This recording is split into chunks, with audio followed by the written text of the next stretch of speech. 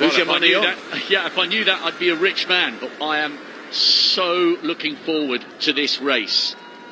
Can Omanyala become the first Kenyan to win this title in 60 years? Or will it be Akani Simbine successfully defending his crown and joining Don Quarry and Linford Christie as the only three men to do so? The African champion and the defending champion drawn in adjacent lanes, and a little touch of the fist there, maximum respect between them. This is a massive, massive moment for them and a great moment for athletics. Linford Christie winning consecutive titles for England back in 1990 and 94. Then it was Atto Bolden of Trinidad and Tobago in 98. Kim Collins, remember him, for St Kitts and Nevis in 2002 was the champion. Asafa Powell took the first of 3 Jamaican golds in 2006 in Melbourne. Then Lerone Clark of Jamaica took gold in Delhi 2010, followed by Kimart Bailey-Cole in 2014 in Glasgow. And Simbine, yes, he is the defending champion. The stadium announcers asking the crowd for hush as these men focus on your marks. Absolutely, completely. Hearing the starters' orders, don't want any noises. Clicking of cameras sometimes is a problem, but they are called to their blocks. Azamati of Ghana on the far side in 1. Abekun of Sri Lanka in 2 in the blue near the top. Omanyala of Kenya in those fabulous Kenyan colours. He goes in 3. Simbine, the defending champion, goes in lane 4 for South Africa. In 5, Emmanuel Eseme of Cameroon. In 6, Mitchell Blake of England. In 7, Wales' Azu. And Rohan Browning of Australia, nearest the camera. Set. Good start there from Omanyala. He's got the jump on Simbine at the moment. Omanyala's going away with this one. He will not be caught. This is justice for the man who couldn't do himself justice in Eugene. He takes the gold for Kenya. 10.02 into a slight headwind, minus 0.9. But daylight between Ferdinand Omanyala of Kenya and the rest. Maybe about a meter's difference in it. The winning time, well, it doesn't matter a hoot. Who cares that it wasn't under 10 seconds? It was brilliant running at the start. He got out of the block so well, put the others under pressure, and Omanyala has gold. And we talk about the Kenyans being the long-distance specialists. They dominate at cross-country. They're great at steeplechase, 5,000, 10,000. This guy is from the other end of the distance spectrum. Akani Simbine takes the silver, 10.02 from Omanyala. The South African 10.13. I think a tinge of disappointment of those features. He was well beaten, but he does take the silver. And Nyupan Abekun of Sri Lanka, a bronze medal, 1/100th behind Simbine. And Azamati of Ghana, the unlucky 4th place. Again, just 2 100ths down on bronze.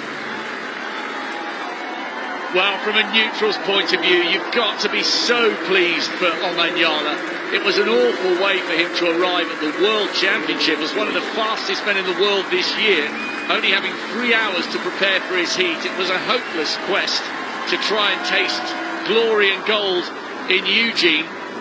And he was under huge pressure tonight, drawn right next to Akani Simbine, the defending champion, who's finished with another Commonwealth medal, silver this time, and I think he is disappointed. He felt like he let an opportunity slip there. You can tell that he's a little bit reflective rather than relieved with that silver. Amazing bronze for Nyupan Abekun. The history just keeps on coming for the Sri Lankan. Their first athlete under 10 seconds and their first on the Commonwealth podium with a bronze. But what about that?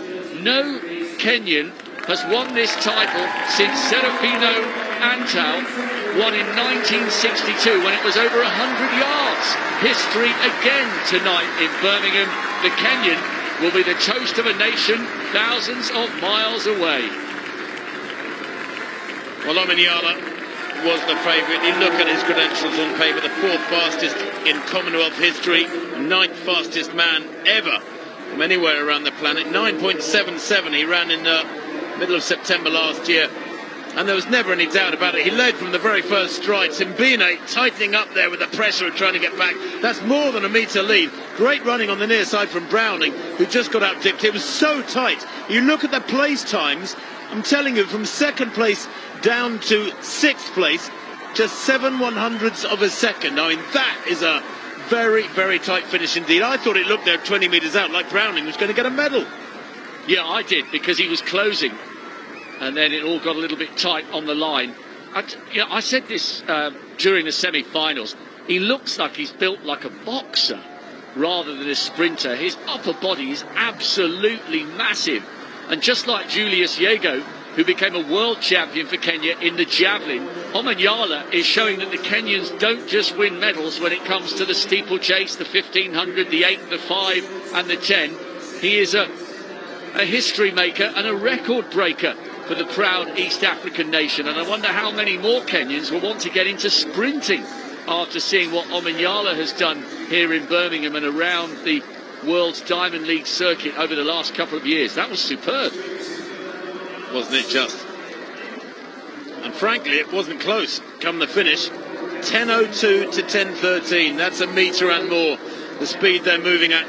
They all hit top speed around between 60 and 80 metres, and then it's a case of holding form, trying not to decelerate too much. But Omanyala, he is tight there over the last 20 metres, but that was partly because he was smiling so widely, I think, when he knew the gold was in the bag. Abekun second to right. What a run from him.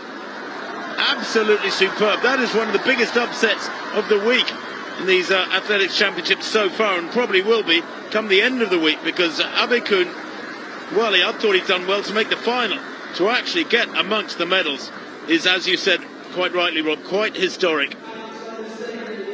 There it is, Omanyala, 10.02 to Simbine's 10.13. Gold for Kenya ahead of South Africa.